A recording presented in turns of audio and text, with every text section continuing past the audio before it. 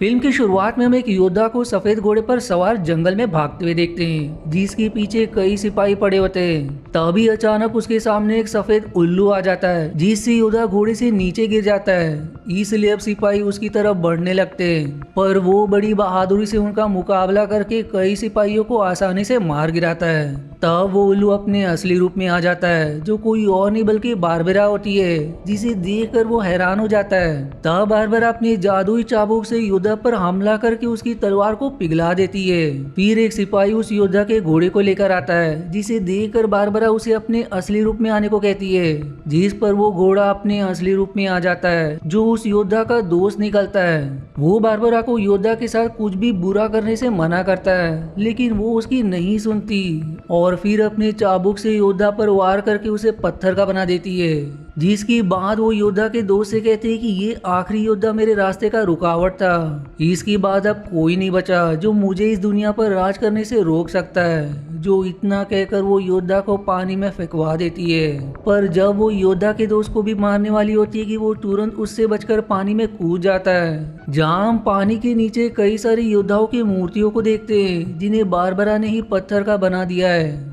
जिसके बाद ये सीन यही कट हो जाता है। अब हमें प्रेजेंट समय का सीन दिखाया जाता है, जहाँ इवैन नाम का एक जादूगर मैजिक शो के सेमीफाइनल में आता है। तब उसका दोस्त उससे कहता है कि एक गाड़ी के पीछे टायर रखा हुआ है। स्टेज पर तुम सभी के सामने ऐसा कहना कि तुम्हारे अंदर की शक्तियों ने तुम्हें बताया है कि वहाँ टायर रखा है, जिससे तुम सेमीफाइनल जीत जाओगे।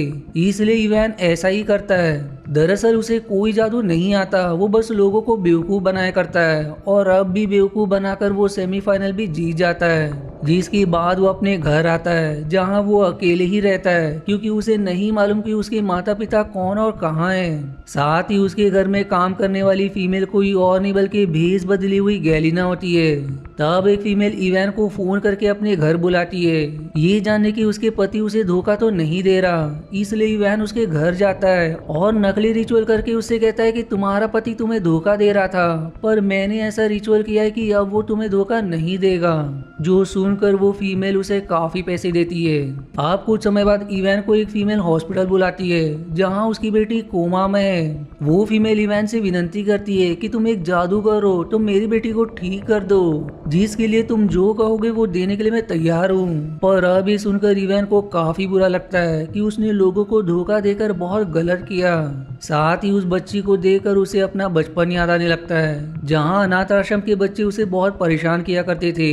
इसलिए वो कुछ कहे बगैर वहाँ से चला जाता है। अब अगले सीन में इवैन जब एक मॉल में होता है कि तभी वहाँ उस फीमेल का पति, जिसके घर में उसने रिचुअल किया था, वो अपने गार्ड्स के साथ उसके पास आकर कहता है कि तुम वही हो ना जिसने मेरी पत्नी के कान भरे, इसलिए मैं अब तुम्हें नहीं छोड़ूंगा।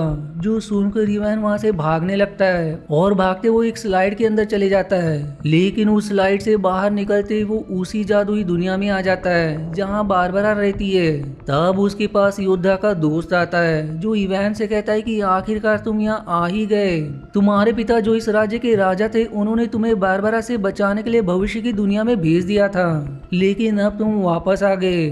साथ ही वो उसे एक अंगूठी भी देता है, जो इवैन के पिता ने इवैन के लिए रखा था। पर अब इवैन उस आदमी से कुछ और सवाल पूछता सिपाही उसे तीर मार देते हैं, जिससे वो राख में बदलकर गायब हो जाता है। और फिर वो सिपाही इवैन को पकड़कर इवैन के भाई मोरोमेट के पास लेकर आते हैं, जो अब यहाँ का नया राजा है, क्योंकि बारबरा ने इवैन के पिता को भी पत्थर का बना दिया है। वहीं मोरोमेट इवैन की अंगूठी देखकर कहता है कि तुम तो मेरे भाई हो, तुम्हारा यहाँ स्वागत है। तब वहाँ मोरोमेट की पत्नी आती है, जो कि कोई और नहीं बल्कि बारबरा ही होती है। और फिर बारबरा मोरोमेट से कहती है कि मैं तुम्हारे भाई को उसका कमरा दिखाने ले जाती हूँ, लेकिन वो कमरा दिखाने के बहाने उसे काल कोठरी में बंद कर देती है। अब काल कोठरी में इवैन की मुलाकात कोशी से होती है, जिसके शरीर के अलग अलग हिस्सों पर बर्फ जमाकर लटका दिया गया था, जो देखकर इवैन हैरान हो जाता है। तब कोशी उसे बताती है कि मैं जानती हूँ कि तुम कौन हो, और ये भी जानती हूँ कि तुम यहाँ से अपनी दुनिया में जाना चाहते हो, पर तुम्हें वहाँ जाने के लिए एक जादुई तलवार की जरूरत पड़ेगी। और फिर तभी काल कोठरी में एक जादूगरनी को लाकर बंद कर दिया जाता है। इधर इवैन कोशी से कहता है कि तुम चुप क्यों हो गए, मुझे आगे की कहानी बताओ। जिस पर कोशी कहता है है कि बहुत समय पहले मैं इस राज्य में आया था, तब मैं अनाथ था, इसलिए मेरे गुरु ने मुझे अपना लिया। लेकिन मैं अपने गुरु से भी ज्यादा शक्तिशाली बनना चाहता था और तब मुझे उस जादुई तलवार के बारे में पता चला कि जब चांद और सूरज मिलते हैं तो उस समय अगर उस तलवार के ऊपर एक क्रिस्टल रखा जाए तो उसकी शक्तियाँ क्रिस्टल को रखने वाले के अंदर चली जाती है, जिससे वो पूरी तरह से अमर बन जाएगा।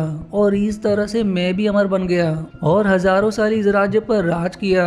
लेकिन योद्धाओं ने मुझे हराकर मेरे टुकड़े करके काल कोठरी में बंद कर दिया, साथ ही उस तलवार से पत्थर को भी अलग कर दिया ताकि फिर से कोई भी अमर ना बन सके।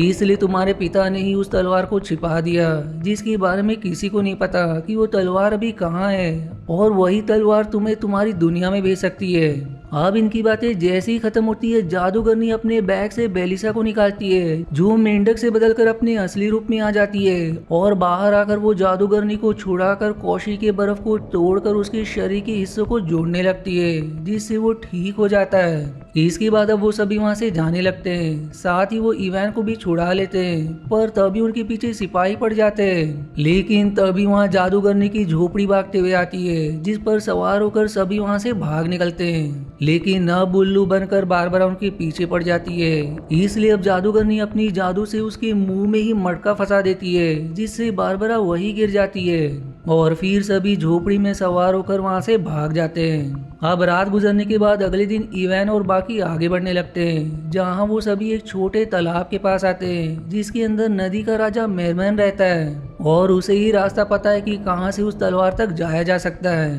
पर मेरमैन तभी रास्ता दिखाएगा जब सफर में उसके साथ एक सुंदर लड़की होगी, इसलिए पहले बेलिसा उसे अपनी सुंदरता दिखाने जाती है, लेकिन वो उसे पसंद नहीं करता। इसलिए अब जादूगरनी एक सेब खाकर काफी सुंदर महिला में बदल जाती है, जिसे देखकर मेरमैन दीवाना हो जाता है और तब जाकर वो उन्हें रास्ता दिखाने के लिए मान जाता है। अब आगे बढ़ते हुए सभी एक गुफा के अंदर आ जाते हैं, जहाँ एक विशालकाय दानव रहती है और वहाँ वो दानव खाना बना रही होती है। इसलिए सभी बिना शोर के गुफा से गुजरने की कोशिश करते हैं, लेकिन तभी इवान का फोन बजने लगता है, जिसकी आवाज सुनकर दानव की नजर उन पर पड़ जाती है। इसलिए अब वो दानव अपने चम्मच से उन पर हमला करके कोशी को उड़ाकर दूर फेंक देती है, जो देखकर सभी तुरंत एक जगह छिप जाते हैं। तब इवान अपने फोन में गाना लगाकर खुद डांस करने लगता है, जो देखकर दानव भी खुश होकर उसके साथ डांस करने लगती है और फिर मौका देख सभी वहां से भाग जाते हैं। अब आगे बढ़ते हुए वो सभी एक नदी के पास आ जाते हैं, जिसके अंदर काफी खतरनाक मछलियां होती है। उन मछलियों के कारण नदी पार करना नामुमकिन था। तब मेरमैन उन मछलियों को भगाने जाता है, लेकिन वो असफल रहता है, जो देखकर वो सभी परेशान हो जाते हैं कि अब वो क्या करेंगे। साथ ही वहाँ इवान और कोशी आपस में बात कर रहे होते हैं, जहाँ कोशी उसे बताता है कि बेलिसा पहले इंसान थी, पर एक बार उसके पूरे परिवार को बारबरा ने मेंढक में बदल दिया, लेकिन जादूगरनी ने ही उन्हें बचाया था, इसलिए वो तब से उसके साथ है। अब वो सभी परेशान होते हैं कि वो आगे क्या करेंगे, और तब उनकी मुसीबत बढ़ाने बारबरा अपने सिपाहियों के साथ आ जाती है, जिसे देखकर सभी तुरंत एक कुएं के अंदर चले जाते हैं, जहाँ पानी भरा होता है। तब मेरमैन उन्हें बताता है कि यहाँ एक छोटा रास्ता है जो तुम सभी को नदी पार ले जाएगा, लेकिन वहाँ पानी बहुत ज्यादा था, इसलिए अब मेरमैन सारा पानी पी जाता है। तब जादूगरनी भी अपने असली रूप में आ जाती है, जो देखकर मेरमैन एकदम हैरान हो जाता है। वहीं ज्यादा पानी पीने के कारण मेरमैन चल नहीं पाता, इसलिए वो सभी को तुरंत वहां से निकल जाने को कहता है, जिस पर अब सभी उसका धन्यवाद करके वहां से निकल जाते हैं। पर तभी वहां बारबरा आती है, जो इवान और बाकियों को वहां ना पाकर मेरमैन को भी पत्थर का बना देती है। अब रात को सभी एक जगह आराम करने के लिए रुक जाते हैं, लेकिन अगली ही सुबह बारबरा अपने सिपाहियों के साथ आकर इवान को पकड़ लेती है और फिर बाकी उसे लड़ना शुरू करती है, जहां बारबरा से बचते हुए बेलिसा खाई के नीचे गिर जाती है, जो देखकर सभी परेशान हो जाते हैं, लेकिन बेलिसा भाग्य से मेंढक बनकर वहीं लटक जाती है। अब बारबरा सभी को बंदी बनाकर एक जगह लेकर आती है, जहां जमीन पर कई सारे तलवारें दबी हुई थी, जिसे देखकर बारबरा इवान से कहती है कि तुम राजा के बेटे हो, इसलिए तुम ही उसको निकाल सकते हो जिसके अंदर शक्ति है। लेकिन इवान मौका देख वहां से भागने की कोशिश करता है। तब बारबरा उस पर अपनी चाबुक से हमला करना करने लगती है, जहाँ बचाव में इवान गलती से एक लकड़ी के टुकड़े को पकड़ लेता है, जो लकड़ी का टुकड़ा नहीं बल्कि असली तलवार थी, जो देख कर वो एकदम खुश हो जाता है। और अब जैसी तलवार को बारबरा के चाबुक पर मारता है, एक जोरदार धमाके के साथ बारबरा नीचे गिर जाती है। तब इवान कोशी को तलवार देकर कहता है कि मुझे मेरी दुनिया में वापस भेज दो, लेकिन तलवार देकर कोशी भी धोखेबाज हो जाता है। और अब जैसे वह मुरमेट आता है, वो उसे तलवार दिखाकर कहता है कि मैं तुम्हें तलवार दे दूंगा, बदले में तुम मुझे वो क्रिस्टल दे दो जिससे मेरे अमरता वाला श्राप खत्म हो जाएगा। इसलिए अब वो उसे एक हाथ से तलवार देता है और दूसरे हाथ से मुरमोट से क्रिस्टल ले लेता है। लेकिन वो क्रिस्टल नकली था, क्योंकि असली वाला बारबरा के पास था, जो देखकर कोशी एकदम गुस्सा हो जाता है। तब वहाँ बेलिसा आकर मुरमोट को धक्का मार देती है, जिससे उसके हाथ से तलवार गिर जाती है। पर इवान उसे तुरंत उठा लेता है, लेकिन वो उससे किसी को नहीं मारता, बल्कि खुद से ही अपनी दुनिया का पोर्टल बना लेता है और तलवार को वहीं छोड़कर अपनी दुनिया में चला जाता है, जिसे देखकर बेलिसा एकदम गुस्सा हो जाती है। अब अपनी दुनिया में आकर इवान को हर समय बेलिसा की याद आने लगती है, क्योंकि वो उसे पसंद करने लगा था। इसलिए वो फिर से स्लाइड के अंदर जाता है, लेकिन इस बार वो जादुई दुनिया में ना निकलकर पानी में आकर गिर जाता है, जिसे देखकर पुलिस वालों को लगता है कि इवान कुछ गड़बड़ी करने वहाँ आया है। इसलिए वो उसे तुरंत जेल में बंद कर देते हैं। तब इवान को वहाँ योद्धा का दोस्त मिलता है, जिससे इवान कहता है कि मुझे जादुई दुनिया में जाना है, वरना बहुत बड़ी मुसीबत हो जाएगी। जिस पर अब योद्धा का दोस्त उसे किसी तरह के पाउडर वाली पोटली देकर कहता है कि इसे मुरोमट के तहखाने में कैद छोटे ड्रैगन को खिला देना, वो तुम्हारी मदद जरूर करेगा। जिसके बाद वो अपने डंडे की मदद से एक पोर्टल बनाकर उसके अंदर इवान को भेज देता है। अब इवान मुरोमट के तहखाने में पहुंचकर उस छोटे ड्रैगन को पाउडर खिला देता है, पर तभी वहाँ सिपाही आकर इवान को पकड़ लेते हैं और उसे पकड़कर बारबरा के पास ले आते हैं, जहाँ खिड़की के सामने खड़े होकर मुरोमट चांद और सूरज के निकलने का इंतजार कर रहा था। और जैसे ही वो मिलते वो तलवार में क्रिस्टल लगा देता है, लेकिन तभी इवान उसे गन से शूट कर देता है, जिसे उसने पुलिस वाले से चुरा लिया था। लेकिन इससे मुरोमट को कुछ नहीं होता, क्योंकि वो उस तलवार की शक्ति से अब अमर बन चुका है। पर तभी वहाँ वो ड्रैगन आकर अपनी सिपाहियों को अग्नि से जलाने लगता है। वहीं इधर इवान मुरोमट को चुनौती देते हुए कहता है कि अगर तुम्हारे अंदर हिम्मत है तो दूसरी तलवार से मुझसे लड़कर दिखाओ, जो सुनकर वो उससे लड़ने भी लगता है। वहीं बेलिसा भी बारबरा से लड़ने लगती है, लेकिन तभी कोशी उस क्रिस्टल को लेकर मुरोमट से कहता है कि मैं और तुम दोनों इस पत्थर के कारण अमर बने, और अगर ये पत्थर टूट जाए तो हम दोनों भी खत्म हो जाएंगे।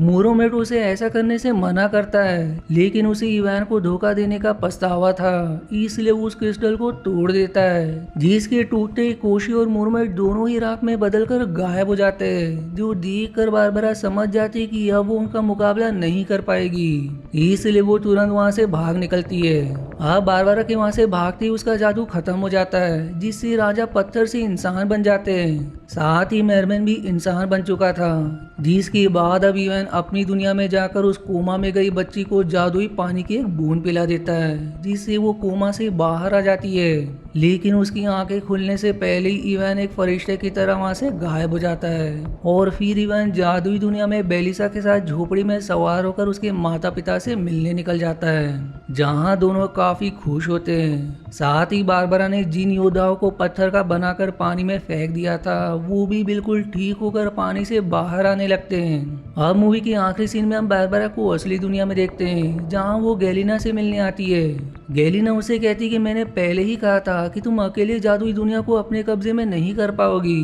तुम्हें मेरी जरूरत पड़ेगी, लेकिन तुमने मेरी एक नहीं सुनी, इसलिए अगली बार मैं तुम्हारे साथ जाऊंगी। जिसके साथ ये पहला पार्ट यहीं पर समाप्त हो जाता है। अब अगर आपको इसके आगे के 2 पार्ट्स देखने हैं तो या तो आपको इसका लिंक कमेंट या डिस्क्रिप्शन में मिल जाएगा। वहीं अगर दोस्तों आपको मेरी वीडियो पसंद आती है तो आपसे एक छोटी सी विनंती है कि आप छोटा सा मेहनत कर सकते हैं मेरे वीडियो को लाइक करके और मेरे चैनल को सब्सक्राइब करके। इससे मुझे बहुत मदद मिलती है, ताकि मैं आपके लिए और भी ऐसे एंटरटेनिंग वीडियोस पोस्ट कर सकूं। मिलते हैं अगले एंटरटेनिंग वीडियोस में, तब तक के लिए धन्यवाद दोस्तों। आशा है आपको मेरी एक्सप्लेनेशन पसंद आई। यदि हाँ तो प्लीज वीडियो को लाइक करना और चैनल को सब्सक्राइब करके सपोर्ट करना ना भूलें। मिलते हैं अगले एक्सप्लेनेशन वीडियो में, तब तक के लिए धन्यवाद दोस्तों।